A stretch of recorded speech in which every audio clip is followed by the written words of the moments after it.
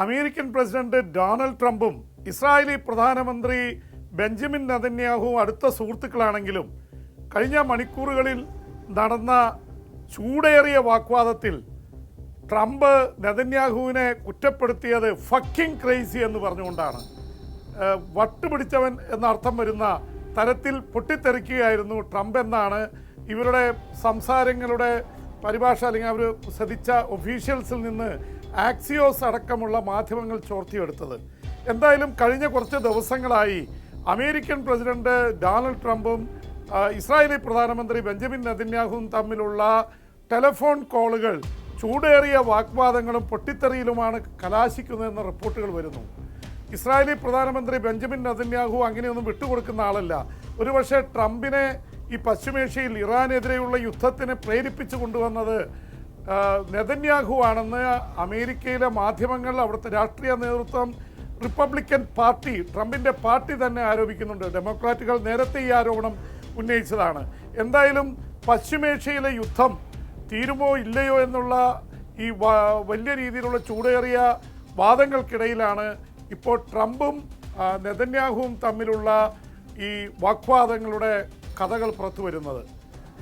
ഈ മണിക്കൂറുകളിൽ തന്നെ കുവൈറ്റിനെ ആക്രമിച്ചതിൻ്റെ പിറകെ ഒമാനിൽ കയറി ഇറാൻ ആക്രമിച്ചിരിക്കുന്നു എന്ന വാർത്തകൾ വരുന്നു. പ്രത്യേകിച്ച് അവിടുത്തെ എണ്ണ സംഭരണ ശാലകൾക്ക് നേരെ അവിടെ ലോഡ് ചെയ്തു നിർത്തിവെച്ച സമയത്ത് കൂടിയാണ് ഡ്രോൺ ആക്രമണം ഇറാൻ നടത്തിയിരിക്കുന്നത്. വലിയ നാശനഷ്ടങ്ങൾ സംഭവിച്ചിട്ടുണ്ട്. അപ്പോൾ ഈ അമേരിക്കയുടെ അടുപ്പമുള്ള ഗൾഫ് രാജ്യങ്ങളെ ടാർഗറ്റ് ചെയ്യുന്ന തന്ത്രം ഇറാൻ വീണ്ടും പുറത്തെടുത്തിരിക്കുകയാണ്.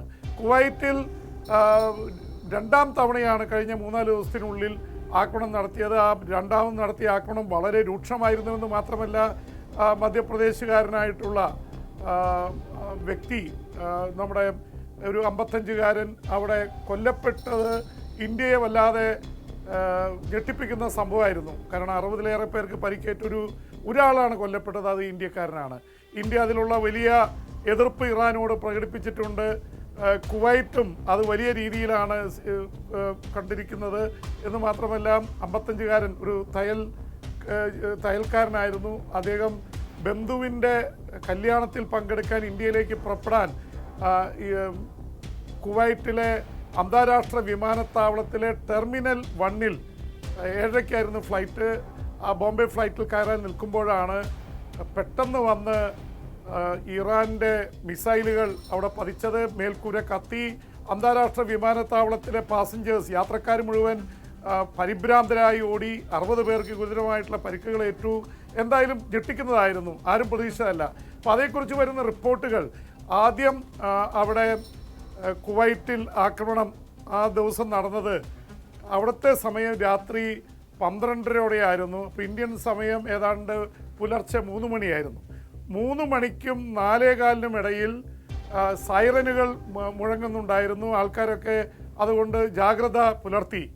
പക്ഷേ പുലർച്ചെ 6 മണിയോടെയാണ് ഈ വിമാനത്താവളത്തിന് നേരെ ആക്രമണമുണ്ടായത്. ആ സമയത്ത് സൈറനുകൾ മുഴങ്ങിയില്ല, അനക്കമില്ലായിരുന്നു. അപ്പോൾ അതിനെക്കുറിച്ച് 2 ഭാഷ്യമുണ്ട്. ഇപ്പോൾ തന്നെ അമേരിക്ക പറയുന്നു ഇറാനാണ് ഇതിൻ്റെ പിന്നിൽ നിന്ന് ശക്തമായിട്ട് ആരോപിക്കുകയും മീഡിയ മുഴുവൻ അങ്ങനെയാണ് റിപ്പോർട്ട് ചെയ്തത്. പക്ഷേ ഇറാൻ പറയുന്നു ഞങ്ങൾ കയറി കുവൈറ്റിലെ അന്താരാഷ്ട്ര വിമാനത്താവളം ആക്രമിച്ചിട്ടില്ല. ആക്രമണം നടത്തിയത് പാട്രിയോട്ട് മിസൈലുകൾ വഴിതെറ്റി അമേരിക്കയുടെ മിസൈലുകൾ അവിടെ വന്ന് പതിച്ചതാണ് എന്നുള്ള രീതിയിലാണ് അവർ പറയുന്നത്. എന്തായാലും പാട്രിയോട്ട് സംവിധാനത്തിന് ഈ വന്ന മിസൈലുകളെ തടയാനായില്ല എന്ന് വ്യക്തമാണ്. പക്ഷേ ഇറാൻ തന്നെയാണത് നടത്തിയതെന്നാണ് കുവൈറ്റ് ആരോപിക്കുന്നത്. കുവൈറ്റ് വല്ലാത്ത രോഷത്തിലാണ്. കാരണം അവിടുത്തെ ഏക അന്താരാഷ്ട്ര വിമാനത്താവളമാണ്. ആ വിമാനത്താവളത്തിൽ അപ്രതീക്ഷിതമായി ഇത് വന്ന് പതിക്കുകയായിരുന്നു. അതുകൊണ്ട് കുവൈറ്റിൽ ഇത് നടന്നതിന് പിന്നാലെയാണ് ഇപ്പോൾ കഴിഞ്ഞ മണിക്കൂറുകളിൽ ഒമാനിൽ കയറി ഈ തരത്തിൽ ഡ്രോൺ ആക്രമണം നടത്തിയിരിക്കുന്നത്. അതുകൊണ്ട് UAE-യിലും സൗദിയിലും ഖത്തറിലും ഒക്കെയുള്ള ബഹ്റിനിലൊക്കെയുള്ള മലയാളികൾ, ഇന്ത്യക്കാരൊക്കെ ആശങ്കയിലാണ്. ഇത് ഇറാൻ മാറി മാറി ഓരോ രാജ്യങ്ങളിൽ ആക്രമണം നടത്തുകയാണോ എന്നുള്ള തരത്തിൽ റിപ്പോർട്ടുകൾ വരുന്നു. പക്ഷേ കുവൈറ്റിൽ ഒഴിച്ച് ജനവാസം അല്ലെങ്കിൽ ജനങ്ങളുള്ള ഒരു സ്ഥലത്തേക്ക് മിസൈൽ പതിച്ചിട്ടില്ല. കുവൈറ്റിലെ അത് സംഭവിച്ചിട്ടില്ല, ഞങ്ങളല്ല എന്ന് ഇറാൻ പറഞ്ഞുകൊണ്ടിരിക്കുന്നു. എന്തായാലും ഇറാനെതിരെ ഗൾഫ് രാജ്യങ്ങൾക്കിടയിൽ വലിയ ശക്തമായിട്ടുള്ള എതിർപ്പുണ്ട്. പക്ഷെ അമേരിക്കയ്ക്കെതിരെ പോരാടുന്നു എന്ന രീതിയിൽ ഇസ്ലാമിക രാജ്യങ്ങളിൽ ഒരു വീരപരിവേഷം ഇറാന് വരുന്നു എന്നുള്ള തരത്തിലുള്ള റിപ്പോർട്ടുകളും വരുന്നുണ്ട്.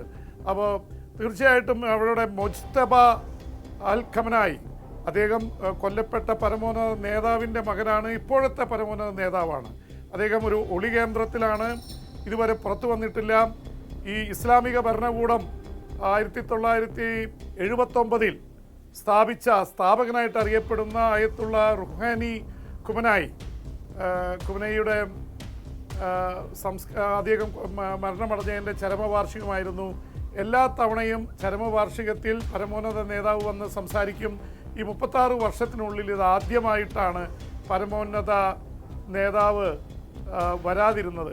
മുജ്തബ പരിക്ക് പറ്റി അദ്ദേഹം ഒളിവിലായിരുന്നു. പക്ഷേ പരമോന്നത നേതാക്കളെയും സൈന്യാധിപന്മാരെയും പ്രമുഖരായിട്ടുള്ള നേതാക്കളെയൊക്കെ അമേരിക്ക തേടിപ്പിടിച്ച് വധിക്കുന്നത് കൊണ്ട് ഇപ്പോൾ പരസ്യമായി ഇതുവരെ മുജ്തബ ഖമനായി അദ്ദേഹം പരമോന്നത നേതാവായി തിരഞ്ഞെടുക്കപ്പെട്ടതിന് ശേഷം പ്രത്യക്ഷപ്പെട്ടിട്ടില്ല. അദ്ദേഹത്തിന് കാര്യമായി മുഖത്തും അതുപോലെ തന്നെ കാലിലും പരിക്കേറ്റുവെന്നാണ് റിപ്പോർട്ടുകളുള്ളത്.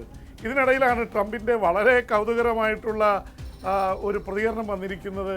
എനിക്ക് മുജ്തബ ഖമനായെ കാണാൻ താല്പര്യമുണ്ട്, പക്ഷേ ഒരു കണ്ടീഷൻ വെച്ചിട്ടുണ്ട്. അത് ഈ പ്രശ്നങ്ങൾ, യുദ്ധം അവസാനിച്ചാൽ ആ സമാധാന കരാറിൻ്റെ ഭാഗമായിട്ട് അദ്ദേഹത്തെ കാണാനാണ് താല്പര്യം. ശത്രുവിൻ്റെ മടയിൽ ആരെങ്കിലും പോയിരിക്കുമോ എന്നുള്ള ചോദ്യമുണ്ട്. കാരണം അദ്ദേഹത്തിൻ്റെ പിതാവ് ആയത്തുള്ള അലി ഖമനായെ കൊലപ്പെടുത്തിയ അമേരിക്കൻ ഭരണകൂടത്തിൻ്റെ തലവനെ കാണാൻ മുജ്തബ തയ്യാറാവുമോ എന്നുള്ള ചോദ്യം ബാക്കിയുണ്ട്. പക്ഷേ അദ്ദേഹം ഇങ്ങനെ ഒരു ആഗ്രഹം പ്രകടിപ്പിച്ചിരിക്കുന്നു. എനിക്കൊരു മോഹമുണ്ട്. അദ്ദേഹം ഒരു പ്രൊഫഷണലാണ്. കാരണം ട്രംപിന് ഇപ്പോഴാണ് മനസ്സിലായത്. കാരണം ട്രംപ് വിചാരിച്ചത് അവിടെ പോയി ഈ വെനസ്വേലയിൽ പോയി അവിടുത്തെ പ്രസിഡന്റ് മഡുറോയെയും ഭാര്യയൊക്കെ ഒറ്റ രാത്രി പിടിച്ചുകൊണ്ടുപോയ പോലെ ഇറാനിൽ കയറി പരമോന്നത നേതാവിനെയും കൊലപ്പെടുത്തി, പ്രമുഖരെയൊക്കെ കൊലപ്പെടുത്തി ആ ഭരണം പിടിച്ചെടുക്കാമെന്ന് വളരെ എളുപ്പത്തിൽ സ്വപ്നം കണ്ടിരുന്നു ട്രംപ്. പക്ഷെ അത് വെറും സ്വപ്നമായെന്ന് മാത്രമല്ല, ട്രംപിൻ്റെ ജീവിതത്തിൽ ഏറ്റവും വലിയ തിരിച്ചടിയാണ് ഏറ്റത്. ഒരുപക്ഷെ 30,000-ഓ 40,000-ഓ തവണ ആക്രമിച്ച് ഇറാൻ്റെ ട്രംപ് ഈ മണിക്കൂറുകളിൽ അവകാശപ്പെട്ട പോലെ 159 നാവിക കപ്പലുകളും ഇറാൻ്റെ മുക്കിയെന്ന് ട്രംപ് അവകാശപ്പെടുന്നത് ഏതാണ്ട് ശരിയായിരിക്കാം.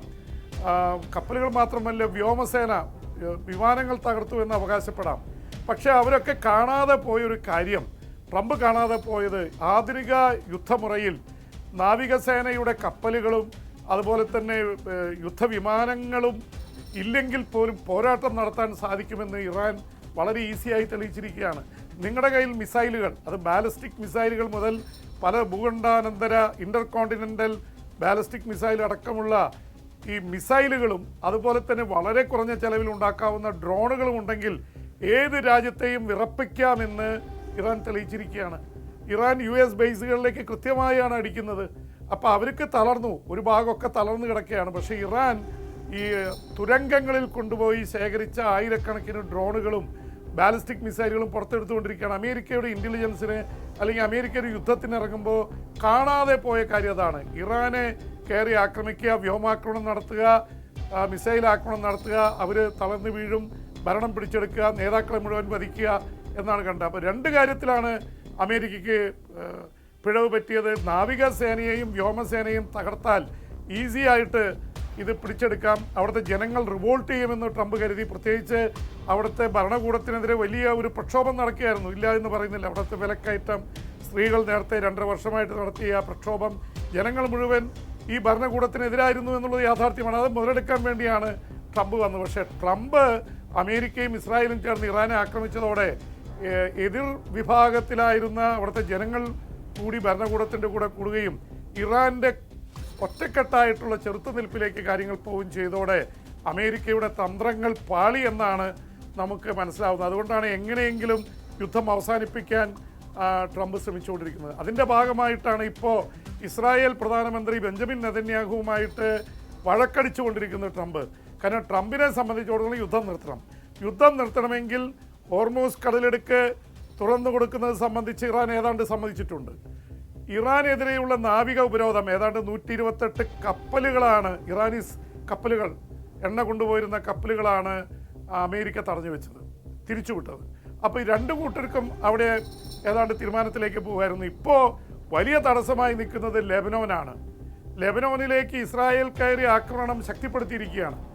ഈ മണിക്കൂറുകളിലും ഹെസ്ബുള്ള കേന്ദ്രങ്ങളിലേക്ക് വലിയ ആക്രമണം നടത്തി ഇസ്രായേൽ സേന ലിറ്റാനി നദിയുടെ അപ്പുറത്തേക്ക് കടന്നു. പലതരത്തിലും ആക്രമണം നടക്കുന്നു. അതിനിടയിൽ അവരെയൊക്കെ അമ്പരപ്പിച്ചുകൊണ്ട് ലെബനോനിലെ യഥാർത്ഥത്തിൽ ലെബനോനും അതുപോലെ ഇസ്രായേലും തമ്മിൽ വെടിനിർത്തൽ കരാറ് ഇന്നലെ വീണ്ടും ആയതാണ്. പക്ഷെ അതിൻ്റെ തൊട്ടുപിറകെ ഇവർ തമ്മിൽ വീണ്ടും ഏറ്റുമുട്ടുന്നു. ഇസ്രായേലിൻ്റെ ടാങ്കറുകൾക്ക് നേരെ ഹെസ്ബുള്ള ആൻറ്റി ടാങ്കർ മിസൈൽ അയച്ചു. അതിൽ ഒരു ഇസ്രായേലി സൈനികൻ കൊല്ലപ്പെട്ടു. തിരിച്ച് ഹെസ്ബുള്ളയുടെ കേന്ദ്രങ്ങൾ ആക്രമിച്ചു. ഇതിൽ ഏറ്റവും അമ്പരപ്പിക്കുന്നത് വടക്കൻ ഇസ്രായേലിൽ സന്ദർശനം നടത്തുകയായിരുന്നു ഇസ്രായേലി പ്രധാനമന്ത്രി ബെഞ്ചമിൻ നെതന്യാഹു. അദ്ദേഹത്തിന് വലിയ സുരക്ഷാ സന്നാഹം ഉണ്ടായിരുന്നു. പക്ഷേ അദ്ദേഹം അവിടെ സന്ദർശനത്തിൽ എത്തി അരമണിക്കൂർ സമയത്തിനുള്ളിൽ അവിടേക്ക് ഹെസ്ബുള്ളയുടെ റോക്കറ്റുകൾ പാഞ്ഞെത്തി. അത് വടക്കൻ ഇസ്രായേലിലെ പല ഭാഗങ്ങളിൽ പതിച്ചു. യഥാർത്ഥത്തിൽ ഇസ്രായേൽ പ്രധാനമന്ത്രി വരുന്നു എന്ന് അറിഞ്ഞുകൊണ്ട് ലെബനോനിൽ നിന്ന് ഹെസ്ബുള്ള തൊടുത്തതായിരുന്നു ഈ റോക്കറ്റുകൾ. അദ്ദേഹത്തിന് പിന്നീട് ഇത് വന്നത്, അദ്ദേഹം ഒരുപക്ഷെ ഒളിവിൽ പോയി കാണും, പിന്നീട് പുറത്തു വരുന്നത് അദ്ദേഹം യാതൊരു പരിക്കുമേൽക്കാതെ രക്ഷപ്പെട്ടു എന്നാണ്. അപ്പോൾ യഥാർത്ഥത്തിൽ ഇസ്രായേലി പ്രധാനമന്ത്രി വടക്കൻ ഇസ്രായേലിലേക്ക് വരുമ്പോൾ ഹെസ്ബുള്ളയ്ക്ക് ഇപ്പോഴും ആക്രമിക്കാൻ കഴിയുന്നു. ഈ വെടിനിർത്തൽ ഇസ്രായേലും ലെബനോനുമായിട്ട് നടന്നു എന്ന് പറയുമ്പോഴും ഹെസ്ബുള്ള വെടിനിർത്തലിനെ തള്ളിപ്പറഞ്ഞിരിക്കുകയാണ്. അതൊരു കീഴടങ്ങലാണ് ലെബനോൻ സർക്കാർ നടത്തിയിരിക്കുന്നത്. ജോസഫ് അവോണാണ് ലെബനോൻ്റെ പ്രസിഡന്റ്. ഒരു സമാന്തര സർക്കാരായിട്ടാണ് അവിടെ ഇറാൻ്റെ പിന്തുണയുള്ള ഹെസ്ബുള്ള പ്രവർത്തിക്കുന്നത്.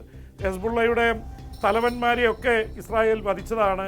അവിടുത്തെ ഹസൻ നസ്രുള്ള എന്ന എത്രയോ പതിറ്റാണ്ടുകൾ ഹെസ്ബുള്ളയുടെ വലിയ സ്ട്രോങ് നേതാവായിരുന്ന അദ്ദേഹത്തെ വളരെ അടിയിലുള്ള അണ്ടർഗ്രൗണ്ടിൽ വലിയ മീറ്റിംഗ്, രഹസ്യ യോഗം ചെയ്തുകൊണ്ടിരിക്കെ ബങ്കർ ബസ്റ്റർ പോലെയുള്ള ബോംബിട്ട് 60 അടി താഴെയുള്ള അദ്ദേഹത്തിൻ്റെ യോഗസ്ഥലം തകർത്താണ് അദ്ദേഹത്തെ കൊലപ്പെടുത്തിയത്. എന്തായാലും ഹെസ്ബുള്ളയുടെ 3000-4000-ലേറെ വരുന്ന നെറ്റ്വർക്ക് സംവിധാനത്തിൽ പേജർ ബോംബ് ഫിറ്റ് ചെയ്ത് അതിൽ ദൂരെ നിന്ന് അത് റിമോട്ടിൽ ഓപ്പറേറ്റ് ചെയ്താണ്. ലോകത്തിൽ തന്നെ സംഭവിക്കാത്ത കാര്യമാണ്. ഒറ്റയടിക്ക് 5000-ലേറെ ഹെസ്ബുള്ളയുടെ ഏറ്റവും ശക്തരായിട്ടുള്ള പ്രവർത്തകരെ ഇല്ലായ്മ ചെയ്തത് ഇസ്രായേൽ. പക്ഷേ എന്നിട്ട് ഹെസ്ബുള്ള അവിടെ നിലനിൽക്കുന്ന അവരുടെ സ്ലീപ്പർ സെൽസ് ഉണ്ട്. അവരിപ്പോഴും ഇസ്രായേലിനെതിരെ പോരാടിക്കൊണ്ടിരിക്കുന്നു. എന്തായാലും ലെബനോനിലെ യുദ്ധം നിർത്താൻ ട്രംപ് ആവശ്യപ്പെട്ടതാണ്. ട്രംപ് മധ്യസ്ഥം വഹിച്ചാണ്, അമേരിക്ക മധ്യസ്ഥം വഹിച്ചാണ് ലെബനോനും ഇസ്രായേലും തമ്മിൽ വെടിനിർത്തൽ ഉണ്ടാക്കിയത്. പക്ഷേ അതിനെ തകർത്തുകൊണ്ടാണ് ഇസ്രായേൽ പ്രധാനമന്ത്രി കഴിഞ്ഞ കുറേ ദിവസങ്ങളായിട്ട് ലെബനോനിൽ അറ്റാക്ക് നടക്കുന്നത്. ലെബനോനിലെ യുദ്ധം നിർത്താതെ ഇറാൻ യുദ്ധം അവസാനിപ്പിക്കാൻ തയ്യാറല്ലെന്ന് ഇറാൻ പ്രഖ്യാപിച്ചു കഴിഞ്ഞു. അതാണ് ഒരു പക്ഷേ ട്രംപിനെ ഇപ്പോൾ പ്രകോപിപ്പിച്ചുകൊണ്ടിരിക്കുന്നത്.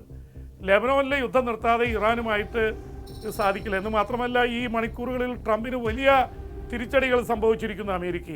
അമേരിക്കയിലെ ജനപ്രതിനിധി സഭ, ഹൗസ് ഓഫ് റെപ്രസെൻറ്റേറ്റീവ്സ്, അവിടെ റിപ്പബ്ലിക്കൻ പാർട്ടിക്ക് താരതമ്യേന ഭൂരിപക്ഷമുണ്ട് ആ സഭയിൽ. മൈക്ക് ജോൺസൺ അവരുടെ സ്പീക്കറാണ്. പക്ഷേ അവിടെ ഈ മണിക്കൂറുകളിൽ നടന്ന വോട്ടെടുപ്പിൽ ട്രംപ് പരാജയപ്പെട്ടിരിക്കുന്നു. ട്രംപിനോട് യുദ്ധം നിർത്താൻ ആവശ്യപ്പെട്ടിരിക്കുന്നു. അതുപോലെ തന്നെ ഉക്രൈന് സഹായം കൊടുക്കണ്ടെന്നാണ് ട്രംപ് പറഞ്ഞത്.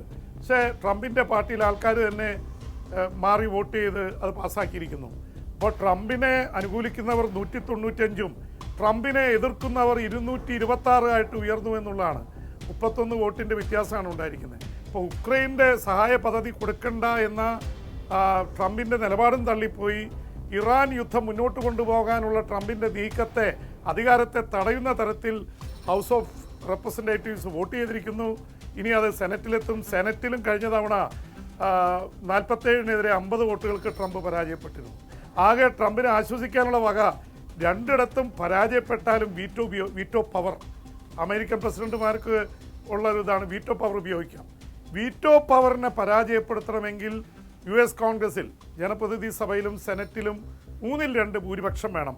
അത് ഏതായാലും നേടാൻ ഡെമോക്രാറ്റിക് പാർട്ടിക്കോ അല്ലെങ്കിൽ എതിർക്കുന്നവർക്കോ സാധിക്കില്ല എന്നുള്ള ഒരു ചിന്തയിലാണ് ട്രംപ് നിൽക്കുന്നത്. പക്ഷേ അമേരിക്കയിലെ ഭൂരിപക്ഷം ജനതയും അമേരിക്കയിലെ ഡെമോക്രാറ്റിക് പാർട്ടി ഒറ്റക്കെട്ടായും തൻ്റെ പാർട്ടിയിലെ ഒരു വിഭാഗവും തനിക്കെതിരെ തിരിഞ്ഞിരിക്കുന്നു എന്നുള്ള വാർത്ത ട്രംപിനെ അമ്പരപ്പിക്കുന്നതാണ്. അതുകൊണ്ട് ട്രംപ് ക്ഷുഭിതനായിട്ട് പറഞ്ഞത് ദേ ആർ അൺപാട്രിയോട്ടിക് എന്നാണ്.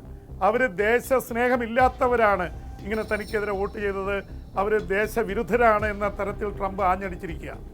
അപ്പോൾ ട്രംപിന് വല്ലാത്ത ക്ഷീണം അമേരിക്കയിൽ സംഭവിച്ചിട്ടുണ്ട്. അതുകൊണ്ട് ട്രംപ് എന്നിട്ടും പറയുന്നത് ഞങ്ങളുടെ സൈനികരെ ആക്രമിച്ച് കൊലപ്പെടുത്തിയാൽ ഇറാനെതിരെയുള്ള യുദ്ധം വീണ്ടും ആരംഭിക്കുമെന്ന് ഭീഷണി മുഴക്കിയിരിക്കുകയാണ് ട്രംപ് ഇങ്ങനെ പിടിച്ചു നിൽക്കുന്നുണ്ട്. പക്ഷെ അതിനിടയിലും പറയുന്നുണ്ട് സമാധാനം വരും, കാത്തിരിക്കൂ, ഒരാഴ്ചയ്ക്കകം എന്ന് മാത്രമല്ല, ഇത് സഭ പാസ്സാക്കിയപ്പോൾ അദ്ദേഹം പറയുന്നത് നിങ്ങളിത് പറയേണ്ട കാര്യമില്ല യുദ്ധം നിർത്താൻ, ഞാൻ യുദ്ധം നിർത്താനുള്ള ഫൈനൽ ഡിസ്കഷനിലാണ്, പിന്നെ എന്തിനാണ് നിങ്ങളിങ്ങനെ പറയുന്നത് എന്ന് ചോദിക്കുന്നുണ്ട്. എന്തായാലും ട്രംപ് വല്ലാത്തൊരു ഊരാക്കുടുക്കിലാണ് വന്നുപെട്ടിരിക്കുന്നത്. പക്ഷേ ഇസ്രായേലിനെ പരിധിയിലേറെ ഇസ്രായേൽ പ്രധാനമന്ത്രി ബെഞ്ചമിൻ നെതന്യാഹുവിനെ ഇത്രയധികം വിശ്വസിച്ച ഒരു അമേരിക്കൻ പ്രസിഡന്റ് ഇല്ല. എല്ലാ അമേരിക്കൻ പ്രസിഡന്റുമാരും ഒരു ഡിസ്റ്റൻസ് ഇട്ടാണ് ഇസ്രായേലിനെ ഇത് ചെയ്യുന്നത്. കൂടുതൽ റിപ്പബ്ലിക്കന്മാർക്കാണ് ഈ ഇസ്രായേലി പ്രധാനമന്ത്രിമാരോടും ഭരണകൂടത്തോടും കൂടുതൽ താല്പര്യമുള്ളത്. അമേരിക്കയ്ക്ക് പൊതുവെ താല്പര്യമാണ്. ഇത് മാത്രമല്ല, അമേരിക്കയുടെ ബാങ്കുകൾ, അവിടുത്തെ ലോകം മുഴുവൻ നിറഞ്ഞു കളിക്കുന്ന ആയുധ കച്ചവടക്കാർ തുടങ്ങി അവിടുത്തെ വിദ്യാഭ്യാസ സ്ഥാപനങ്ങളുടെ ഒക്കെ ഇത് യഹൂദന്മാർക്കാണ്. ന്യൂനപക്ഷമാണെങ്കിലും അമേരിക്കയുടെ സമ്പദ് വ്യവസ്ഥയെ, അവിടുത്തെ സൈന്യത്തെ, സൈനിക ആയുധങ്ങളെ എല്ലാം നിയന്ത്രിക്കുന്നത് യഹൂദന്മാരാണ്. അപ്പോൾ യഹൂദന്മാരെ തള്ളി അവർക്ക് മുന്നോട്ട് പോകാൻ കഴിയില്ല. പക്ഷേ ഇപ്പോൾ വന്നിരിക്കുന്നത്, നേരത്തെ ചരിത്രമെടുത്താൽ ജോൺ എഫ് കെന്നഡി എന്ന 60കളിലെ അമേരിക്കയുടെ പ്രശസ്തനായ പ്രസിഡന്റ് ജോൺ എഫ് കെന്നഡി ആണ് വളരെ ശക്തമായിട്ട് അന്നത്തെ ഇസ്രായേലിൻ്റെ പ്രധാനമന്ത്രിയായിരുന്ന ബെൻ ഗൂറിയോനെതിരെ ക്ഷുഭിതനായി സംസാരിച്ചത്. കാരണം ബെൻ ഗൂറിയോൻ്റെ നേതൃത്വത്തിൽ ഇസ്രായേൽ രഹസ്യമായി ആണവ പദ്ധതി തയ്യാറാക്കി അത് നടപ്പിലാക്കുന്നു എന്നറിഞ്ഞുകൊണ്ട് അത് വിലക്കിക്കൊണ്ട് ജോൺ എഫ് കെന്നഡി രംഗത്ത് വന്നു. ആണവ പദ്ധതി അങ്ങനെ ചെയ്യാൻ പറ്റില്ല എന്ന് ഇസ്രായേലിന് കർശനമായ താക്കീത് നൽകി. 1ാം തവണയും 2ാം തവണയും 3ാം തവണയും വന്നപ്പോൾ പിന്നെ ഇയാളുടെ രൂപവും ഭാവവും മാറി. കെന്നഡി കൃത്യമായി ഇതിനെ തുടർന്ന് ആണവ പദ്ധതിയെക്കുറിച്ചുള്ള കാര്യങ്ങൾ പുറത്തു വന്നു. ബെൻ ഗൂറിയോൺ എന്ന ഇസ്രായേലിൻ്റെ പ്രധാനമന്ത്രിക്ക് രാജിവെക്കേണ്ടി വന്നു. പക്ഷെ അങ്ങനെ ഒരു നിലപാടെടുത്തതിന് ഒരുപക്ഷെ ജോൺ എഫ് കെന്നഡി വില കൊടുത്തു എന്നുള്ള തരത്തിൽ ഇതുണ്ട്. ഈ ജോൺ എഫ് കെന്നഡി വധിക്കപ്പെട്ടു. ആ വധിക്കപ്പെട്ടതിന് പിന്നിൽ കമ്മ്യൂണിസ്റ്റ് രാജ്യങ്ങൾക്ക്, സോവിയറ്റ് യൂണിയന്, മറ്റ് രാജ്യങ്ങൾക്കൊക്കെ പങ്കുണ്ട് എന്നുള്ള ഇതിനിടയിൽ ഇസ്രായേലിൻ്റെ പങ്കിനെക്കുറിച്ചും ആരോപണം ഉയർന്നിട്ടുണ്ട്. ഇസ്രായേലിൻ്റെ മൊസാദ് അടക്കമുള്ളവർ CIA-യുമായിട്ട് ചേർന്ന് പ്ലോട്ട് തയ്യാറാക്കി എന്നുള്ള ആരോപണം നിലനിൽക്കുന്നുണ്ട്. എന്തായാലും ഇസ്രായേലിനോട് കളിച്ച അമേരിക്കൻ പ്രസിഡന്റുമാർക്ക് വാഴാൻ കഴിഞ്ഞിട്ടില്ല എന്നുള്ളതൊരു യാഥാർത്ഥ്യമാണ്. കാരണം 1948 ഇസ്രായേൽ രൂപം കൊള്ളുമ്പോൾ തന്നെ അന്ന് ഇസ്രായേലിൽ തിങ്ക് ടാങ്ക്സ് അവർ ചിന്തിച്ച കാര്യം, ഈ ഒരു ചെറിയൊരു രാജ്യം, 1,60,00,000 ഉള്ള ഒരു രാജ്യം, ഏതാണ്ട് 200 കോടി വരുന്ന ഇസ്ലാമിക ജനതയ്ക്കിടയിൽ എങ്ങനെ നിലനിൽക്കും? പ്രത്യേകിച്ച് ചുറ്റും ജോർഡനും ഈജിപ്തും സൗദി അറേബ്യ അടക്കം ഒരുപാട് ഇസ്ലാമിക രാജ്യങ്ങളാണ്.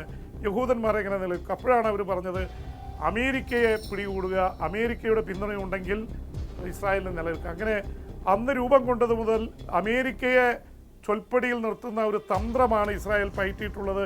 അതിൻ്റെ ഭാഗമായിട്ടാണ് US കോൺഗ്രസ്സിൽ ആര് മത്സരിച്ചാലും ഇസ്രായേലിൻ്റെയും അവിടുത്തെ ആയുധ കച്ചവടക്കാരുടെയും വൻ കോടീശ്വരന്മാരായിട്ടുള്ള യഹൂദന്മാരുടെയും പിന്തുണയില്ലാതെ ആരും ജയിക്കില്ലെന്ന് അവർ ഉറപ്പുവരുത്തിയിട്ടുണ്ട്. ഒന്നില്ലെങ്കിൽ അവരുടെ ഇലക്ഷൻ മത്സരിക്കുന്നതിന് മുമ്പേ അവരെ ഇവർ കയ്യിൽ ചാക്കിലാക്കും, അവർക്ക് പണം കൊടുക്കും, ഇനി വഴങ്ങാത്തവരെ വേണ്ടി വന്ന കൊല്ലാനും മടിക്കില്ല. അതുകൊണ്ട് അമേരിക്കൻ പ്രസിഡന്റ് സ്ഥാനത്തേക്ക് വരുന്നവരൊക്കെ ഇസ്രായേലിൻ്റെ കാര്യത്തിൽ ഇസ്രായേലിന് അനുകൂലമായി നിലപാടെടുക്കുന്നവരാണ് പൊതുവെ അമേരിക്കൻ പ്രസിഡന്റുമാരാവുക. ജോ ബൈഡൻ നെതന്യാഹുവുമായിട്ട് പക്ഷേ പലതവണ ഏറ്റുമുട്ടിയിരുന്നു. ഡെമോക്രാറ്റുകൾക്ക് ഇസ്രായേലിനോട് അത്രയധികം താല്പര്യമില്ല.